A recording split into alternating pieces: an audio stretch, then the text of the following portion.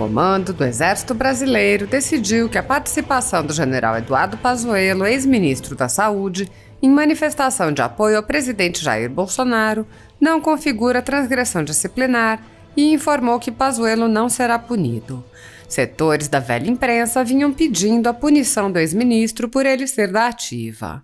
Ouça a nota divulgada pelo Centro de Comunicação Social do Exército. Nota à imprensa. Acerca da participação do general de divisão Eduardo Pazuello em evento realizado na cidade do Rio de Janeiro no dia 23 de maio de 2021, o Centro de Comunicação Social do Exército informa que o comandante do Exército analisou e acolheu os argumentos apresentados por escrito e sustentados oralmente pelo referido oficial general. Desta forma, não restou caracterizada a prática de transgressão disciplinar por parte do general Pazuello. Em consequência, arquivou-se o procedimento administrativo que havia sido instaurado. Brasília, 3 de junho de 2021. Com licença, presidente, nosso comandante supremo das Forças Armadas, uma satisfação como comandante do Exército Brasileiro, vir a região de São Gabriel da Cachoeira e ver uma obra magnífica realizada pela nossa engenharia militar. Engenharia essa que tem uma história riquíssima, praticamente quase todas as rodovias da Amazônia Ocidental. Manaus, Boa Vista, Cuiabá, Santarém, Porto Velho, Cruzeiro do Sul e outras mais, a própria Transamazônica, a 319 participamos de alguma forma. Todas essas rodovias tiveram a participação direta da engenharia do Exército Brasileiro.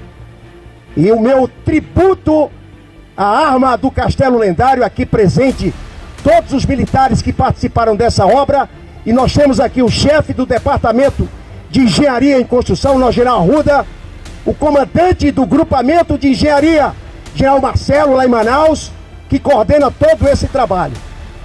E essa ponte aqui no Balaio? Senhores, essa rodovia, ela já teve ônibus de linha no passado, na década de 70, 80, que fazia São Gabriel da Cachoeira, Cucuí. Cucuí, um pelotão de fronteira do Exército estratégico, na divisa com o país vizinho. E nos últimos tempos vimos, infelizmente, a obstrução dessa rodovia. E que esta ponte aqui talvez seja o ápice, o início de um trabalho para que possamos ter no futuro, Deus é Pai, tenhamos essa estrada até Cucuí voltando a transitar. Esse é o grande desejo, acredito, de todos que estão aqui. Então eu queria parabenizar a nossa engenharia e aqueles militares anônimos. Estão aqui eles aqui, alguns, ó, que pegaram no batente dia e noite para que a gente pudesse estar aqui hoje nessa chuva maravilhosa que Deus nos deu e poder inaugurar ou reinaugurar essa ponte. Parabéns a todos, presidente, muito obrigado. Céu. Muito bom dia a todos. Senadora Cátia Abreu, presidente da Comissão de Relações Exteriores e Defesa Nacional, senhores e senhoras senadores da República, ministro da Defesa, nosso general Braga Neto, senhores comandantes de força, povo brasileiro que nos assiste pela televisão, pessoal da internet, uma satisfação muito grande, recém assumindo o comando da força, poder, numa oportunidade ímpar, me dirigir ao povo brasileiro, ao Senado Federal, nesta comissão tão importante para todos nós que cuida da defesa nacional. Então eu pediria para que já projetássemos aí a minha apresentação e eu inicio com essa frase que já virou um mantra emblemática, verdadeira: Exército Brasileiro, braço forte, mão amiga. Quem de nós não conhece essa frase nos dias atuais? Não é que ela reflete muito bem a nossa missão? A gente vê um soldado pronto para defender a sua pátria, o braço forte, e do lado uma imagem de um soldado socorrendo um cidadão brasileiro numa catástrofe, a nossa mão amiga tão importante nos dias atuais. Esse é o nosso exército, que nasceu em Guararapes, como disse o nosso ministro da Defesa, na união de raças, brancos, negros e índios, para expulsar o invasor estrangeiro, e ali pela primeira vez a expressão, a palavra pátria, e aí surgiu o Exército Brasileiro, força que participou ao longo da história praticamente de todos os fatos mais importantes e históricos da vida da nação brasileira. Na República, nas duas grandes guerras, uma ainda que com um efetivo pequeno do pessoal de saúde na primeira, mas na segunda já com a divisão de infantaria expedicionária, nossos heróis febianos na guerra contra o nazifascismo lá na Europa, lá na Itália. Uma força que tem participado ativamente de missões de paz, sob a égide da Organização das Nações Unidas. Então, esse Exército Brasileiro é uma instituição em constante evolução, e nós vamos apresentar no decorrer essa evolução que preserva os mais fortes sentimentos de orgulho, né, pelo país e de amor por sua gente, e que existe para defender a nossa pátria. Então, hoje, ontem, hoje e sempre, o nosso Exército Brasileiro. E qual o tamanho, qual a grandeza dessa instituição? Uma instituição com uma capilaridade impressionante, presente em todos os estados da federação. Senhores, são 874 quartéis espalhados pelo Brasil, em 373 cidades brasileiras. Eu acredito que não há família no Brasil que não tenha alguém que não tenha servido ao Exército Brasileiro, ou à Marinha, ou à Força Aérea Brasileira. O nosso efetivo hoje gira em torno de 216 mil homens e mulheres, uma frota de mais de 26 mil viaturas de diversas categorias, pequenas, médias e maiores, viaturas blindadas, uma frota de helicóptero, tudo isso, não é, espalhado pelo Brasil inteiro, levando cidadania através do serviço militar, em que anualmente incorporamos cerca de 60 mil jovens, não é, difundindo valores, não é, empregando o pessoal, capacitando cada vez mais o nosso pessoal, e ao final do serviço militar, por exemplo, como já foi citado pelo nosso ministro, devolvendo à sociedade brasileira um cidadão capacitado, formado e assim por diante. Então, bem sumariamente, esse é o tamanho do nosso exército. Um exército espalhado pelos 4 cantos do Brasil. Nós temos 26 brigadas de infantaria em todo o Brasil, de diversas especialidades, é uma presença realmente maciça. São os nossos 216 mil militares, homens e mulheres, espalhadas por esse Brasil continente.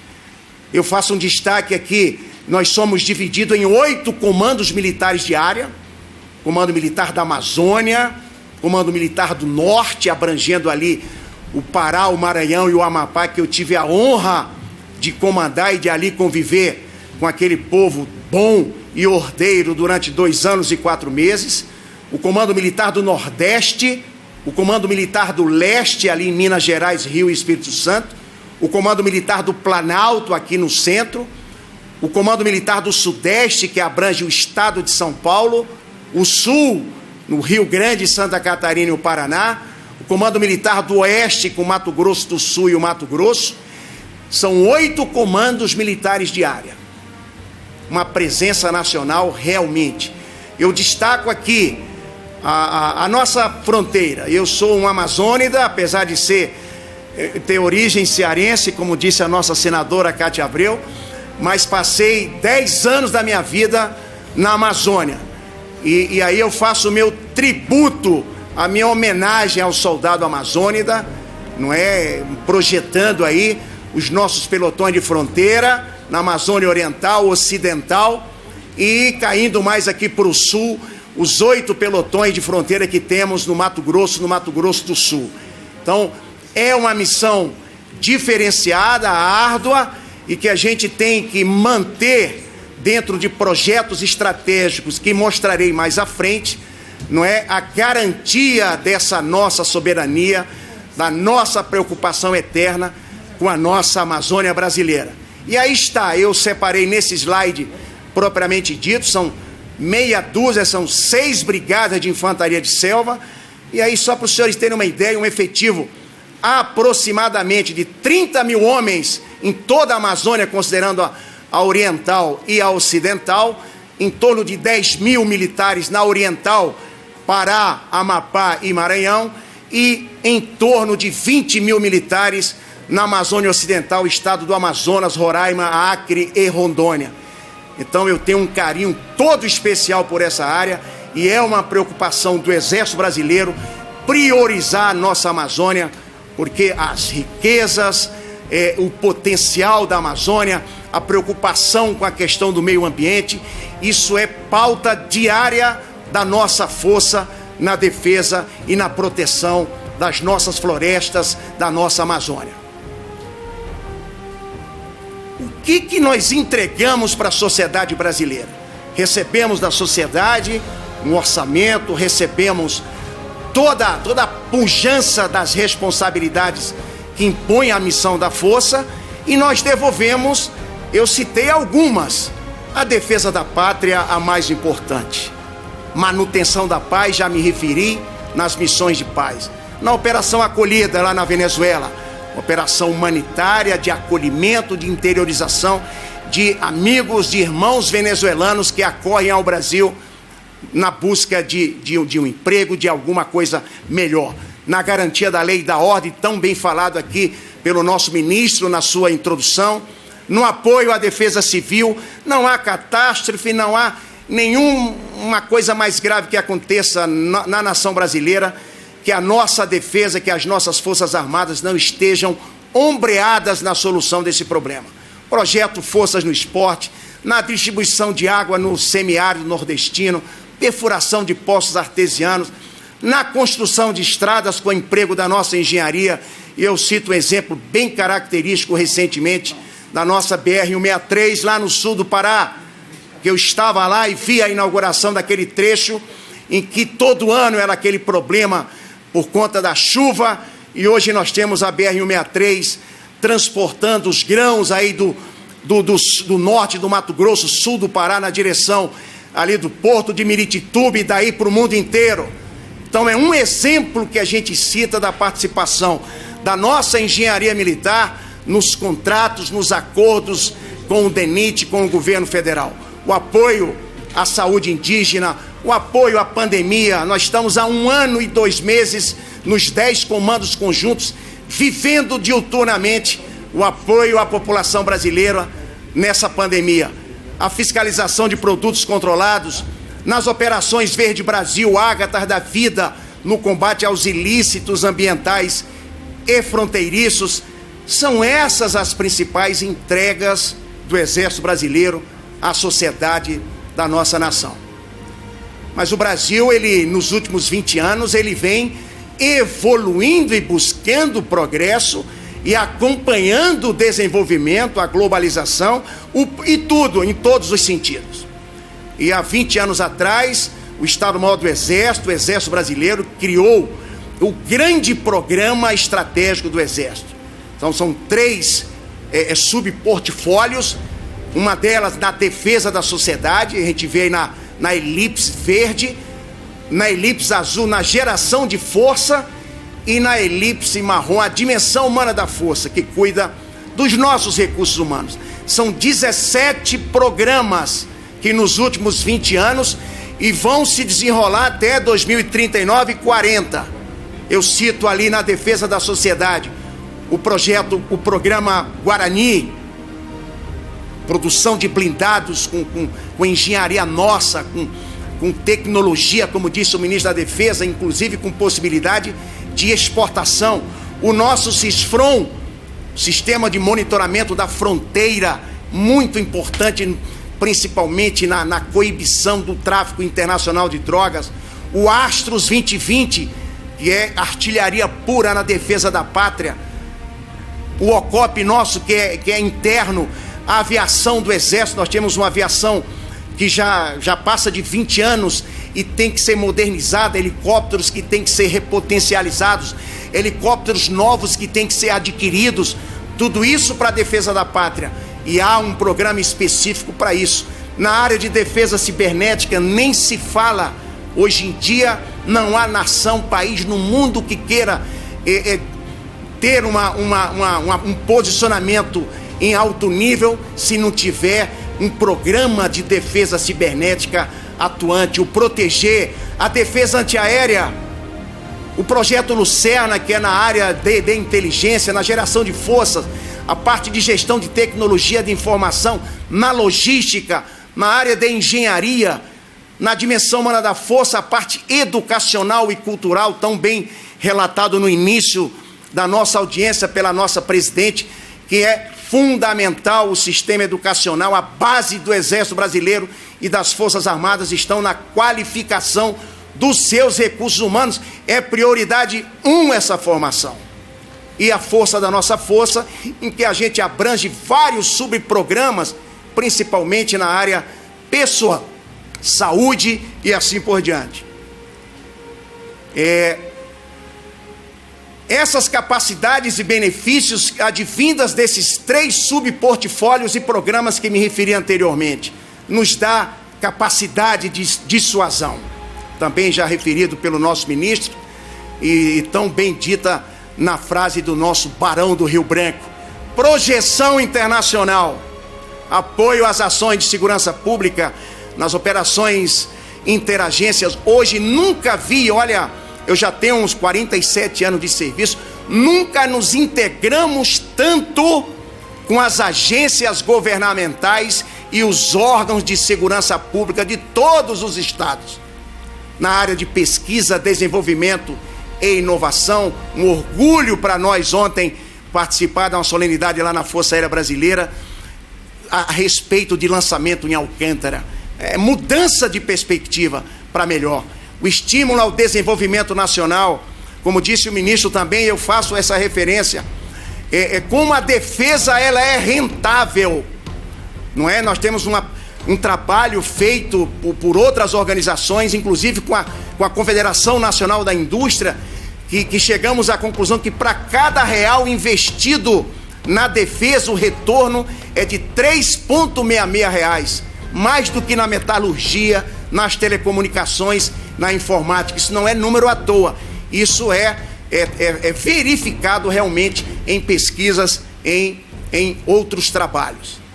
Vejam o potencial de geração até 2039 desses projetos estratégicos, desses 17 programas que me referi anteriormente. Também não são números ao léu, não é? 112 bilhões em valor para a economia nacional, 60 bilhões em acréscimo ao PIB, isso, claro, de 10, 15 anos para trás até 2039, 36 mil empregos por ano nessa geração, 20 bilhões em tributos, impostos arrecadados, são 187 municípios envolvidos nesses programas. Praticamente toda a federação, os 26 estados da federação, tem alguma dessas 1.441 empresas ligadas diretamente a esses programas estratégicos da Força. E atualmente, no presente, no combate a essa pandemia, 1 ano e 2 meses praticamente com a criação dos 10 comandos conjuntos, e trabalhando incessantemente em prol da sociedade brasileira, no controle das fronteiras, no apoio logístico de transporte, na distribuição de alimentação, de cestas básicas, na doação de sangue. O Exército já tem hoje quase 60 mil militares que doaram sangue nesse último ano. Reforçamos todos os hemocentros dos estados, capacitação de pessoal para descontaminação de ambiente público, campanhas de conscientização para que a gente tenha mais resultado, 1.810 localidades atendidas, inúmeras evacuações aeromédicas realizadas com apoio do nosso pessoal de saúde, militares empregados na vacinação indígena, atualmente na vacinação no Brasil inteiro. Hoje, praticamente em todos os estados, nós temos nossas Forças Armadas na campanha de vacinação da população brasileira. Como disse o ministro, eu faço até a propaganda para aqui em Brasília, nós estamos participando atualmente em 2 postos de vacinação em Brasília, mas o que a gente vai inaugurar segunda-feira, nós vamos atuar de 18 às 24 horas, ou seja, no contrafluxo do horário de expediente normal, para que a gente possa ter mais oportunidade de vacinar mais, chegarmos a 2 milhões dia, e se for preciso faremos 24 horas por dia, e é só solicitar apoio que a força está pronta para apoiar nessas campanhas de vacinação em qualquer local do nosso Brasil. Produção de EPI, apoio aos órgãos de saúde, eu citei aí algumas, mas tem várias outras ações, eventos que estão sendo e poderão ser realizados aí durante essa operação Covid no apoio ao combate à pandemia. Aí estão fotografias que ilustram bem tudo isso que eu tenho me referido, que eu tenho falado. Esse é o nosso Exército. O tempo que foi nos dado foi aí de 10 a 15 minutos para que a gente fizesse um resumo do que é a força e com prioridade principalmente nos projetos estratégicos para que a gente pudesse mostrar o que nós estamos evoluindo e progredindo. Tudo isso para estarmos prontos sempre para cumprir a nossa missão constitucional, tão bem escrita na nossa Constituição, na nossa Carta Magna, cultuando valores e tradições e valorizando os nossos recursos humanos, nossa gente, nosso povo, que são os nossos maiores patrimônios. Esses valores e as tradições e a nossa gente, não tem como não dar certo. E é nesse sentido que a gente agradece a oportunidade, a CRE, de poder me dirigir nesse momento e falar desse Exército Brasileiro, essa soma de raças. E mais uma vez iniciei e termino com braço forte e mão amiga, porque não há brasileiro que não conheça esse ditado, esse mantra da nossa força terrestre.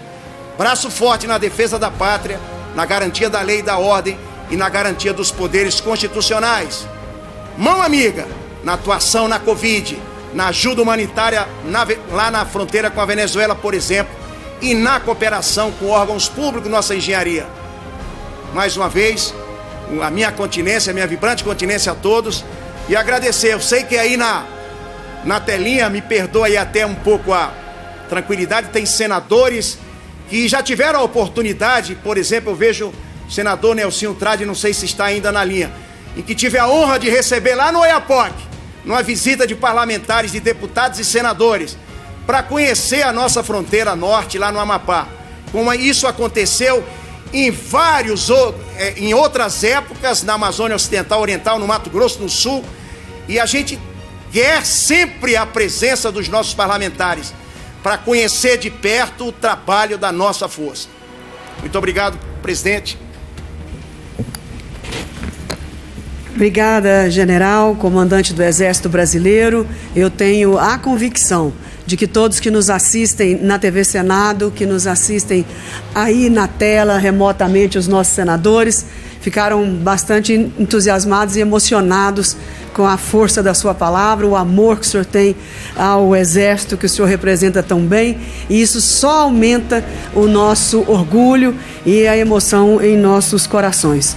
Eu conheço Pacaraima, em Roraima, já visitei Pacaraima na divisa e fiquei muito impressionada com o trabalho da defesa que vocês fazem naquela região.